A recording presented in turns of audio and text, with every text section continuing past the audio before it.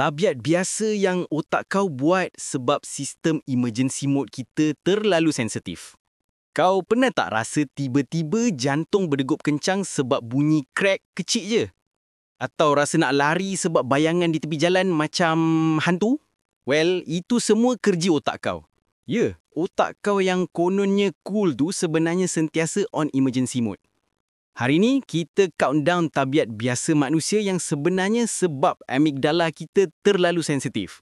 Dan semuanya lebih seram dari yang kau fikir.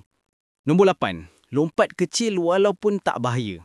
Kau tengah tengok TV, bunyi dari dapur, crash. Otak kau tiba-tiba fikir, siapa tu? Tolong! Padahal cuma kucing jatuhkan cawan. Otak kau memang overreact macam alam kebakaran yang selalu test setiap pagi. Tapi hey, at least kau selamat dari adas cawan. Nombor 7. Takut gelap. Rasanya pelik kan? Kita dewasa tapi gelap pun buat kita paranoid. Otak kau cuma ingat zaman purba. Gelap equals to kemungkinan kena makan dengan serigala. Sekarang, gelap equals to telefon bateri low. Tapi reaksi kau masih sama. Panik sikit, jantung berdegup sikit. Oh, look, takut masih infection. Nombor 6. Jumpa bayangan, hati mula berdegup. Bayangkan, kau jalan kat koridor rumah, ada bayangan. Otak kau terus cakap, hantu. Padahal itu cuma baju tergantung. Otak kau memang suka drama. Sistem emergency ni dia macam overexcited CCTV tapi alarm dia semua benda trigger. Nombor 5. Sensitif pada bunyi tak biasa. Bunyi klik, bunyi ketuk, bunyi kecil je. Tapi kau terus alert. Otak kau kira semua bunyi pelik tu mungkin ancaman. Kadang bunyi popcorn pun kau rasa macam bom. Well, thanks amigdala, kau memang overachiever. Nombor 4. Panik sebab terlalu banyak pilihan. Shopping online, 100 jenis kasut. Otak kau mula stres macam tengah nari dari pemangsa. Terlalu banyak pilihan equals to overdrive system emergency.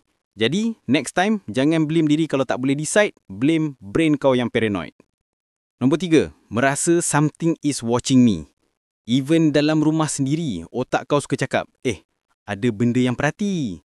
Sistem threat detection overdrive. Basically, kau tengah paranoid free trial 24/7. Nombor 2. Reaksi cepat pada ancaman.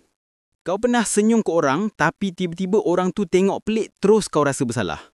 Otak kau macam bodyguard ultra sensitif. Dia tak boleh differentiate antara ancaman sebenar dan awkward stare je. Nombor 1. Overthinking benda kecil. Paling klasik. Otak kau simpan semua kemungkinan terburuk. Terlalu sensitif, kau boleh fikir, kalau aku tak balas mesej tu, apa jadi? Amigdala kau cakap, aduh, nanti malang datang ni. Padahal, chill cuma mesej WhatsApp. Amigdala tu benda kecil dalam otak kau. Saiz macam kacang badam je. Kerja dia satu je, jaga kau dari bahaya. Amigdala equals to pengawal keselamatan otak kau yang tak reti chill langsung. Overprotective gila. Next up, banyak lagi tabiat pelik otak kau yang overreact, so stay tune. Itu saja untuk hari ni. Aku akan buat lagi video macam ni, jadi jangan lupa subscribe kalau tak nak terlepas.